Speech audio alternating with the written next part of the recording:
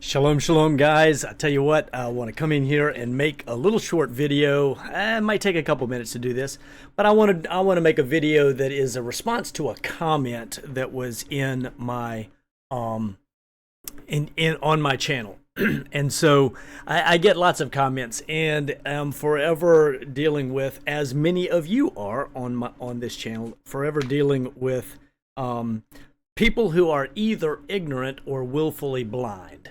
And so I try to deal gently with the ignorant, because they simply have not been taught, and I was once there. But the ones who are willfully blind, once you figure out who those are, it's necessary to deal a little more strongly.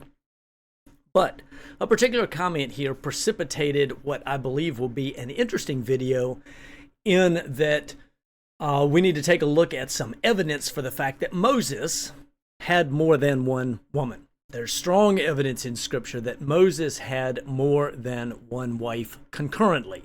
Or, better said, Moses was a polygynist. And so let's take a look at that. All right, here we go.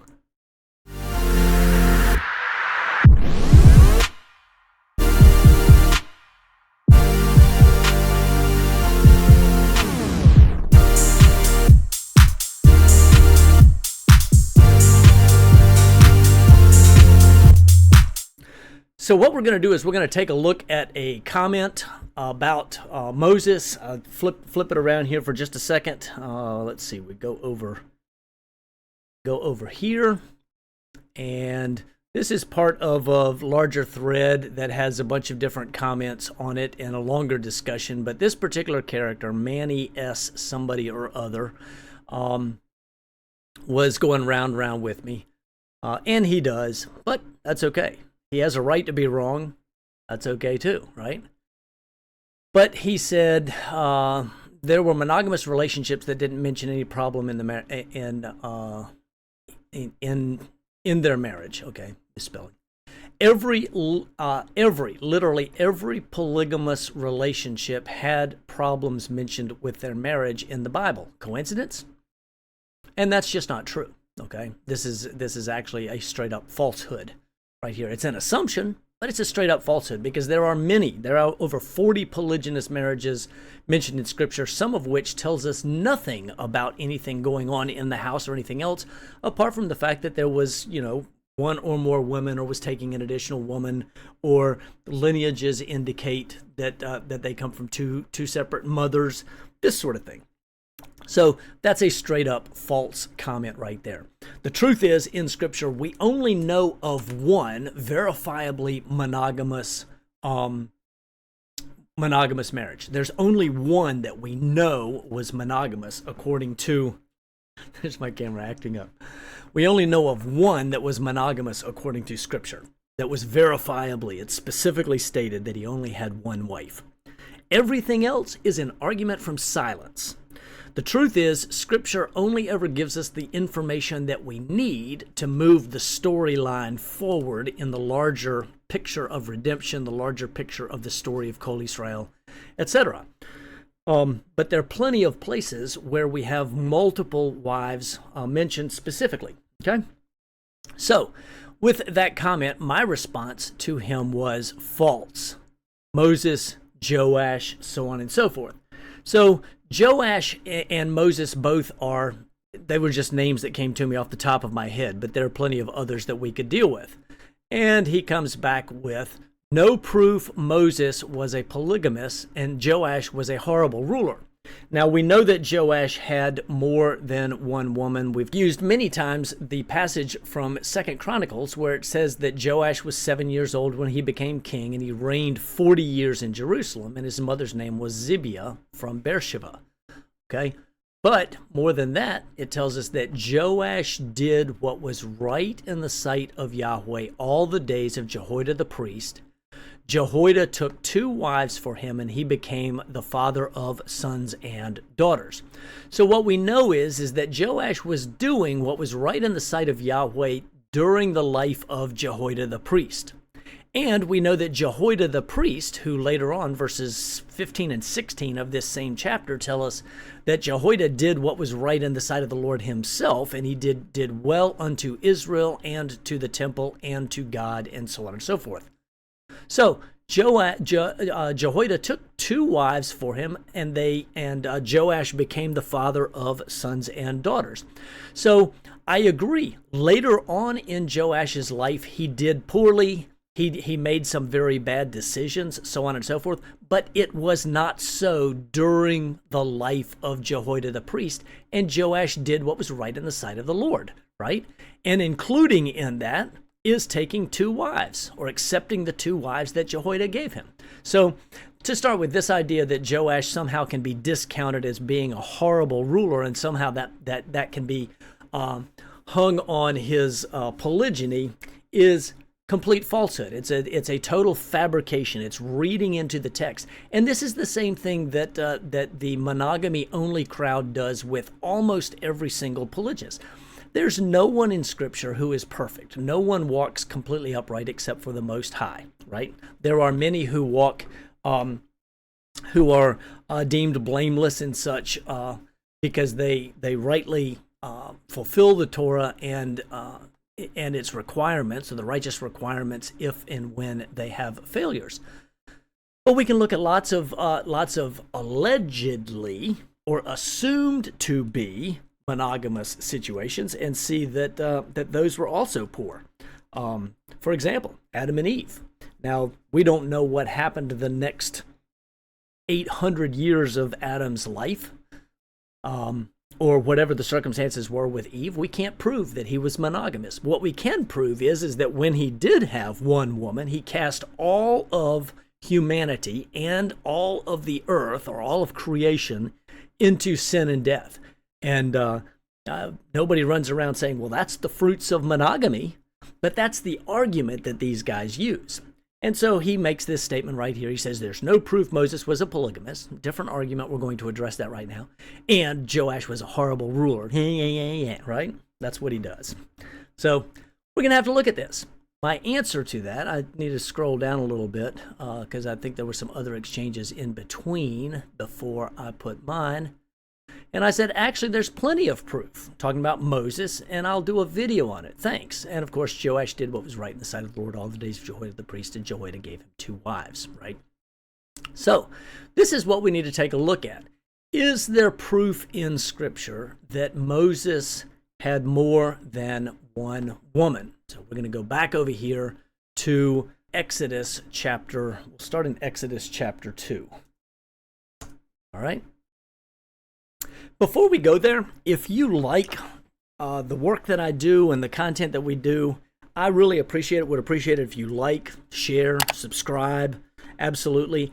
And if you are interested in being part of a community that has others who are of like mind, others who are understanding what Scripture says with regards to headship, with regards to marriage, I would tell you, come join us over on the Patreon. So take a quick look. Here's what Patreon's all about. Come join us. We would love to have you. Transform your understanding of biblical family structure with exclusive content and community access. Unlock immediate benefits, daily private discussions, specialized men's and women's groups, direct mentoring opportunities, resource library access, and regular video content. Choose your journey. We have free membership with core access content, a builder, enhanced resources, the architect with premium benefits, and Jacob's tent, the complete experience.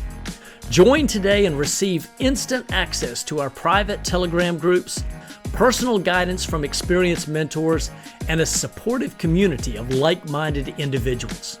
Don't wait. Take advantage of these exclusive opportunities now. Visit our Patreon page and level up your biblical understanding today.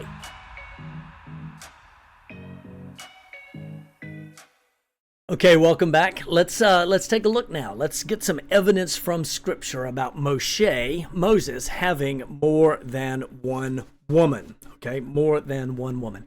So if we go to Exodus chapter 2, the first thing that we want to do is we want to establish Zipporah, his wife, that he received from Jethro or Ruel, the priest of Midian. So Exodus chapter 2, starting in verse 15, it tells us that when Paro heard of this matter, he tried to kill Moshe. You remember Moshe killed a guard for flogging one of the Israelites.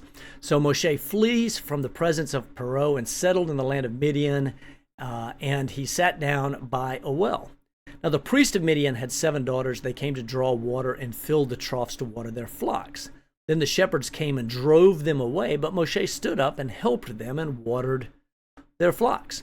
When they came to Ruel, his name is also Jethro or Jethro in Scripture, their father, he said, "Why have you come back so soon today?" So that must have been something that was happening with frequency. It says, so they say, "An Egyptian delivered us from the hand of the shepherds, and what is more, he even drew the water for us and watered the flock." He said to his daughters, "Where is he then? Why is it that you have left the man behind? Invite him to have something to eat." Moshe was willing to dwell with the man. This is going to be Jethro. And he, Jethro, gave his daughter Zipporah to Moshe. And I think Zipporah means like little bird or bird. Then she gave birth to a son, and he named him Gershom, for he said, "I have been a sojourner in a foreign land." And Ger, or sojourner, Ger, literally, it means Gershom, or stranger there. Okay, Gershom. So Moses has a woman, a daughter of Jethro, priest of Midian. Okay, so the next place that we see Zipporah is in Exodus chapter 4, verses 18 through 23. And I'm going to just do that again because that was pretty convenient right there. Exodus 4, 18 through 23, and it says, Moshe departed and returned to Jethro, his father-in-law, and said to him, "Please let me go." Now he's coming from the burning bush and a conversation he's just had with the Most High. He says, "Please let me go, that I may return to my brethren who are in Mitzrayim, Egypt, and see if they are still alive." And Jethro said to Moshe, "Go in peace." Now Yahweh said to Moshe in Midian, "Go back to Mitzrayim, for all the men who are seeking your life are dead." So Moshe took his wife and his sons, he has at least 2 sons at this point, and mounted them on a donkey and returned to the land of Mitzrayim. Yahweh said to Moshe, "When you go back to Mitzrayim, see that you perform before Paro all the wonders which I have put in your power, but I will harden his heart so that he will not let the people go. Then you shall say, thus says Yahweh, Israel is my firstborn. So I said, let my son go." Now it came about at the lodging place on the way that Yahweh met him and sought to put him, Moshe, to death. Zipporah, she's with him, took a flint knife and cut off her son's foreskins and threw it at Moshe's feet. And she said, "You are indeed a bridegroom of blood to me." Okay. And this is because of the circumcision. Then Aaron, Aharon, his brother, meets him there. We don't see Zipporah mentioned again until Exodus chapter 18. So let's skip ahead to Exodus 18 because something interesting happens here in Exodus 18. Between the beginning here where Moshe is headed into Egypt and this point here, they are now out of Egypt and are headed to Mount Sinai. They have not yet arrived at, or maybe they just arrived at Mount Sinai. It's right before 19 and 20, where the Torah is given to Israel from Mount Sinai. And there's an extended period and long discussion of what happens there. And then the building of the tabernacle, what happens over the next 6 to 8 months, okay? But it says, Jethro, priest of Midian, Moshe's father-in-law, heard of all that Elohim had done for Moshe and for Israel, his people, how Yahweh had brought Israel out of Mitzrayim. Now remember, he's on the other side of the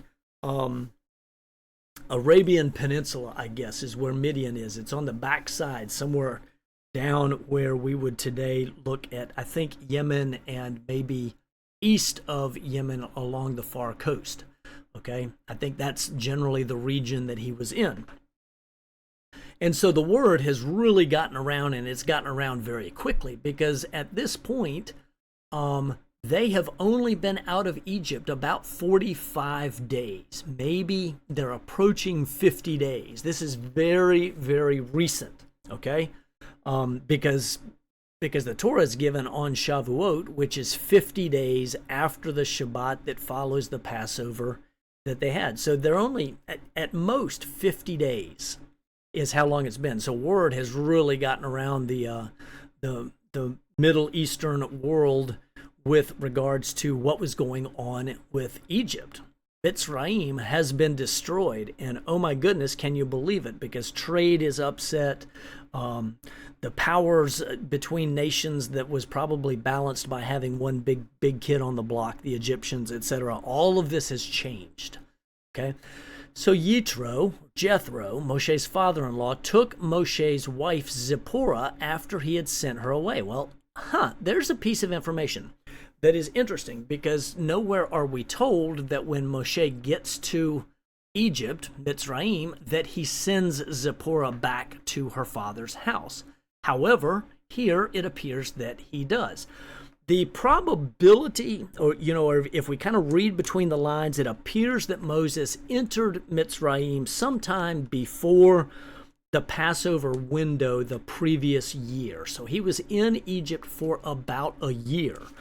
There's an interesting study done by Michael Rood called the 70 Week Gospels or something like that, wherein we look at the life of Messiah. If we study it through Scripture, we find that his ministry was probably only 70 weeks long, about the same length of time that Moshe was in Midian, or about the same length of time that Moshe was in Egypt.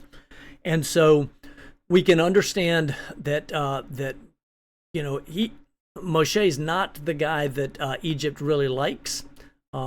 Later on, there's some Egyptians that have an affinity toward him and recognize that he's got the Most High standing in his corner and on his side, and that he indeed is a true prophet, contrary to the false god that sat on the throne, the Pharaoh. But I think in the circumstances, because it was so challenging and potentially dangerous, Moshe, in order to keep his woman and maybe his children as well safe, sent them away. And we can verify that here in the next line, where it says, Jethro, Moshe's father-in-law, took Zipporah after he had sent her away, and her 2 sons, of whom one was named Gershom, for Moshe said, I've been a sojourner in a foreign land. The other named Eleazar, or God is help, for he said, the El of my father was my help and delivered me from the sword of Pharaoh. And I've never thought about this before, but this might be an interesting speculation as well. When he first came down to Mitzrayim, he only had 1 son. Now it appears he has 2 sons. The question is, was this second one born in the interim? Don't know. We're not clearly told. What we simply know is that the first time only Gershom is mentioned. The second time both Gershom and Eleazar are mentioned. So, was she pregnant? Is that why Moshe sent her back to her father's house to be safekeeping? We don't know. But Jethro, Moshe's father-in-law, came with his sons and his wife to Moshe in the wilderness, where he was camped at the Mount of Elohim. So this is at Mount Sinai. He literally comes to Mount Sinai. And he sent word to Moshe, so send someone ahead of him, and he says, I, your father-in-law Jethro, am coming to you with your wife and her 2 sons with her. So lets Moshe know. And there's a lot that can be learned about headship and patriarchy and honor and respect and protocol and lots of other neat things in this chapter to study. But I want to make the point. This is Exodus chapter 18. It's right before the giving of the Torah on Mount Sinai, and Zipporah is there with Moshe's 2 sons. Okay? So, there's no argument. Nobody has any question about this. What we do want to do is we want to go on to the next chapter, and we're going to notice something interesting here. We're going to notice that that this point is in the 3rd month after Israel had gone out of the land of Egypt, on the very day they came into the wilderness of Sinai, when they set out for Rephaim. So this right here, Exodus chapter 19, right after 18, is happening in the 3rd month, right after they have come out of the land of Egypt. So it gives us a timestamp, and this is important. It happens right after Passover, about 45 days after Passover, or 50 days after Passover. It's right at the beginning of the 3rd month. And this is going to be Moses up on Mount Sinai, and it's going to be the giving of the Torah, so on and so forth. So mark your calendar right there. Year number 1, month number 3 is where we see Zipporah, and she was just brought back to Moses, and she was young enough to be of childbearing age, as we can see with the young ones. Okay? Moses has a wife, Zipporah. The next thing we want to look at is we want to look at Numbers chapter 12. Obviously, you know, Numbers chapter 12 is Moses, Aharon, and Miriam, and the whole story of the Cushite woman. Now, Zipporah was a Midianite. Her father was in Midian. He was priest of Midian, though the book of Yashar tells us that he was probably Israelite, displaced from Pharaoh's court sometime before Moshe, and there may have already been a connection established between the two men, okay? Or at least knowledge of each other prior to this meeting at the well and thereafter. So Miriam and Aharon spoke against Moses because of the Cushite woman whom he had married, for he had married a Cushite woman. Now, 2 questions that we need to ask here. Number 1 is timing, and the other is the Cushite woman the same as the Midianite woman? And if you go read the book of Yashar, one of the things that you find out is that Moses, while he was in Pharaoh's court, was functioning as a general of the army and had successful military campaigns into Cush, and had and married a queen there. And so I don't have that right here. But one of the things that we understand from the book of Yashar, and for those who have questions, Jasher, it's mentioned multiple times in Scripture. There are a couple places where it says, are not the rest of these details written in the book of Jasher? Okay, so the Cushite woman here is from an opposite direction than Midian. This is a different woman. And some people say, oh, yeah, but that is Numbers chapter 12. That's a long time from Exodus chapter 18. And that's something that we want to look at here. We want to look at the timing. When does this happen? Okay, when is Numbers chapter 12 happening? So if we start with Numbers chapter 1, Numbers 1, let's see if it'll take it just like that. Numbers chapter 1, it tells us that Yahweh spoke to Moshe in the wilderness of Sinai in the tent of meeting on the 1st of the 2nd month in the 2nd year. So this is 10 months. This is 10 months after Zipporah returns to Moshe. Jethro brings her back and turns her back over to Moses.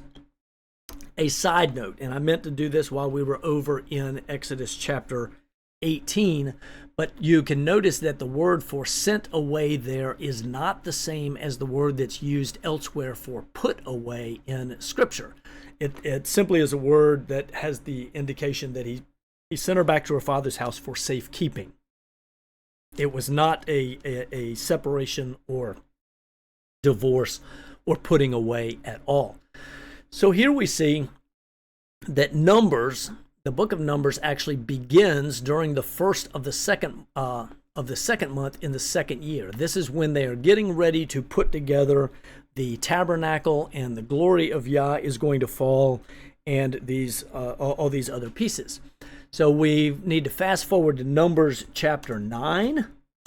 Okay, so I'm establishing some waypoints for us with regards to timing. Okay, so Numbers chapter 9, we are in the first month of the second year, and it is before Passover, because let Bnei Israel observe the Passover at its appointed time on the 14th day of this month at twilight. So Numbers chapter 9 is still in the second year. It's the first month of the second year. We're still just 10 months from when Zipporah returns to Moses. Okay? And it tells us, so Moses told Bnei Israel to observe the Passover. They observed the Passover in the first month, on the 14th of the month at twilight in the wilderness of Sinai, according to all that Yahweh had commanded. But there were some men who were unclean, so on and so forth. This is a timing stamp. That's what we need to understand here. Okay, let's go to the next chapter. We're going to validate our time stamp. If we go to Numbers chapter 10, verse 11, the tribes leave Sinai. They have now completed the days of unleavened bread. The tabernacle is put together, and it says now in the second month, or second year, in the second month, on the 20th of the month, the cloud was lifted from over the tabernacle of testimony, and the sons of Israel set out on their journeys from the wilderness of Sinai. So now what we want to do is we want to flip to Numbers chapter 14, and if we go down here to verses 30 through 33, this is the place where the people rebel. They rebel after the return of the spies who have gone to spy out the land, because they've just left Sinai and they're getting ready to go to the land, right? That's where Yahweh's taken them. They weren't supposed to wander for 40 years. This is still at the very beginning of the second year. And so after they rebel, Yahweh tells them, starting in verse 28, "Say to them, as I live, says Yahweh, just as you have spoken in my hearing, so I will surely do to you. Your corpses will fall in this wilderness, even all your numbered men, according to your complete number, from 20 years old and upward, who grumbled against me. Surely you shall not come into the land which I swore to settle you, except Caleb, the son of Jephunneh." Save that, stick a pin in that, we're going to come back to that. "And Yehoshua, the son of Nun. Your children, however, whom you said would become a prey, I will bring them in, and they will know the land which you have rejected. But as for you, your corpses will fall in this wilderness,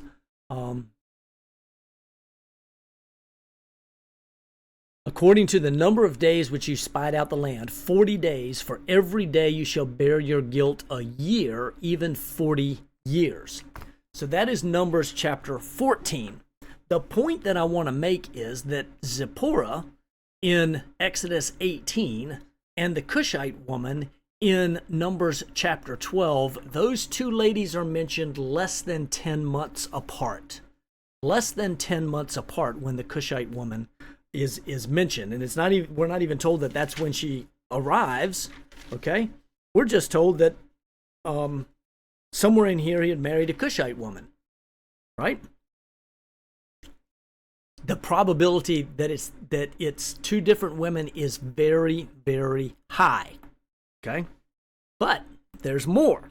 Okay, so I think a lot of times a lot of people will try to argue that they're the same, but then suddenly Zipporah has to be a Cushite and a Midianite and living, and she has to not be mentioned by name in the other, and she has to be one that they were perfectly all right with earlier, but now they've got a problem with her, so on and so forth.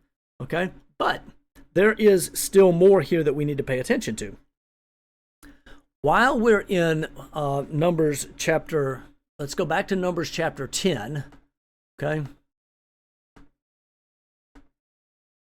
Numbers chapter 10, we need to pay attention to a verse that's written down here that is interesting. Numbers chapter 10, starting in verse 29, we've got a couple here, but Numbers chapter 10, verse 29, Moshe said to Hobab, the son of Ruel the Midianite, Moses' his father-in-law. Now the question here is Moses his father-in-law, is this a reference to Reuel, or is this a reference to Hobab?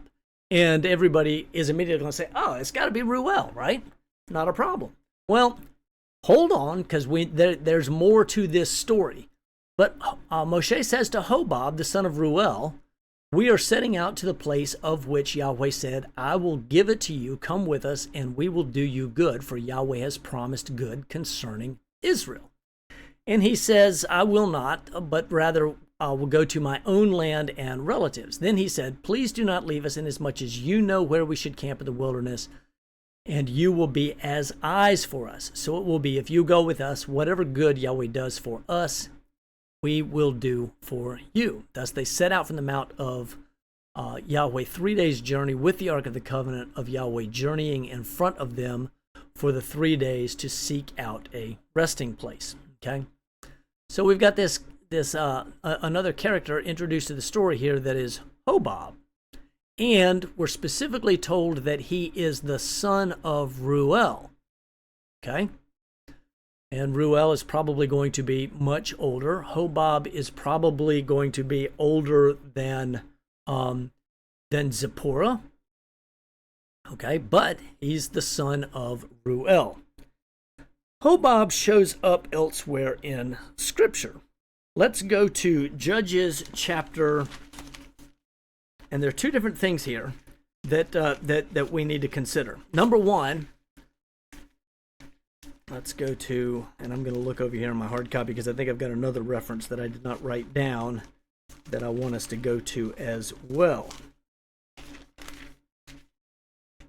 Not Joshua, Judges.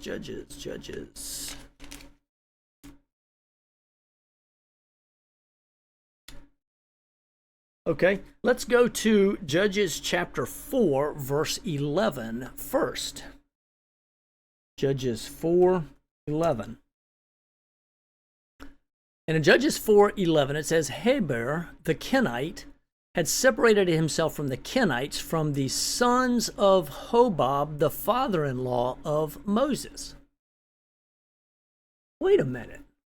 This one clearly tells us that Hobab is the father-in-law of Moses. And he's the son of Jethro.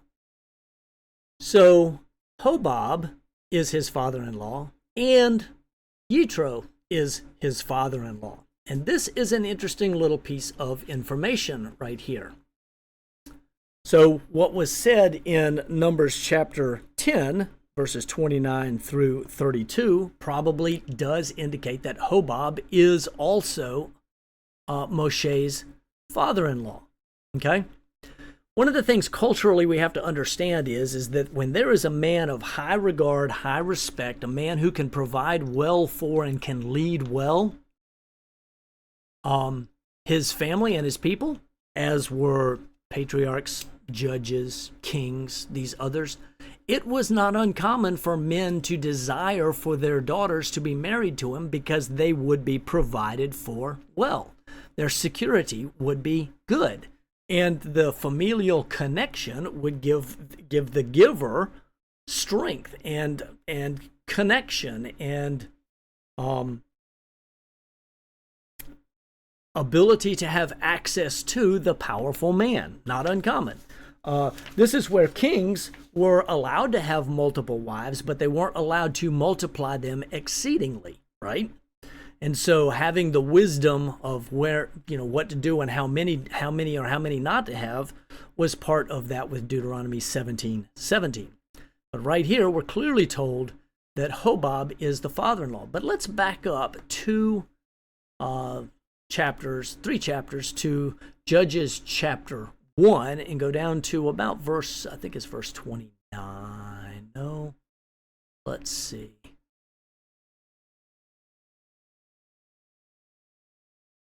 No, it's earlier than that. Let me see. 16. Let's look at verse 16.